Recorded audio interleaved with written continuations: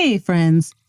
Have you ever wondered where the idea of race, even racism, came from? Well, it definitely hasn't been around since the beginning of time. No, it's not a natural truth. It was created on purpose. People just used to describe one another based on where they came from, i.e. China, Spain, India, you get the picture. But today, it's different. We're going to talk about one of the people who helped change the trajectory of how society thought and treated one another. Let me introduce you to a man named Gomes Eanes de Zurara, a Portuguese historian from the 1400s. What he did changed the world in a way that we're still seeing and feeling today. Zurara wasn't a sailor, a king, or even a warrior. He was a writer, a storyteller. But the story he told wasn't just history. It was propaganda. It was written to make something terrible sound noble. So what did he do exactly? In 1453, Zurara wrote a book called The Chronicle of the Discovery and Conquest of Guinea. He was hired by Prince Henry the Navigator, a Portuguese royal who was very much into exploration, as this was the age of exploration. To give him his due, he did expand trade routes and advanced maritime navigation. Prince Henry also funded trips along the coast of West Africa. But he wasn't just trying to explore new lands. He wanted to take people, to enslave them. And Zurara's job was to write about it. Now here's where things get twisted. Instead of calling it what it was, kidnapping, stealing, trafficking, Zurara wrote that enslaving Africans was an act of kindness. He said Africans were like brute beasts without understanding, and that becoming Christian slaves was actually better for them. He said they were rescued, and their souls were saved. Now let's pause here for a second. Zurara took a crime against humanity and turned it into a holy mission. He didn't just report what happened. He made it sound like Portugal was doing God's work.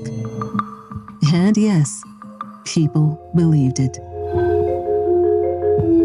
You might be wondering, why would anyone believe that? Well, we've got to look at what most people believed in Europe at the time.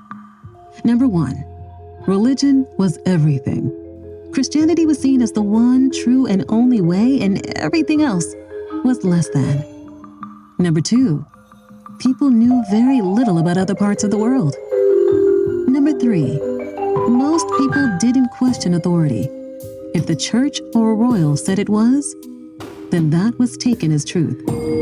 And finally, slavery was becoming profitable.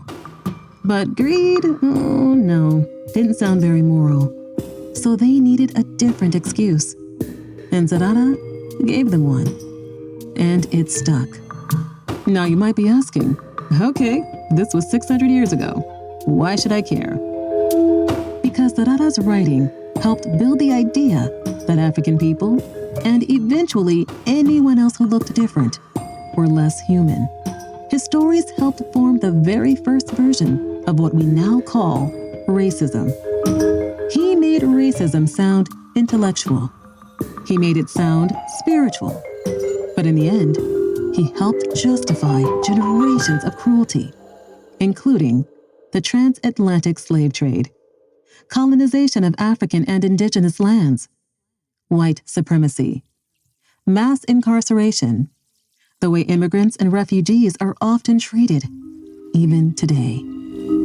His ideas were recycled in different ways all throughout history.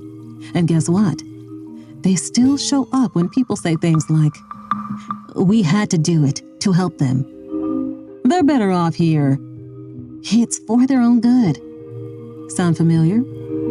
Well, how about, "They're all just criminals. They're eating the dogs. You don't belong here." That's why knowing history matters. When we don't know where bad ideas come from, we're more likely to fall for them again and again and again. So here's the takeaway. The stories we tell to excuse injustice can become the history that justifies it. That's what Zurara did. And that's why we've got to keep asking questions, telling the truth, and making space for real stories that don't hide behind false heroism. I'm Latifa, a voice artist, educator, and storyteller. And if this video made you think, like, comment, and subscribe.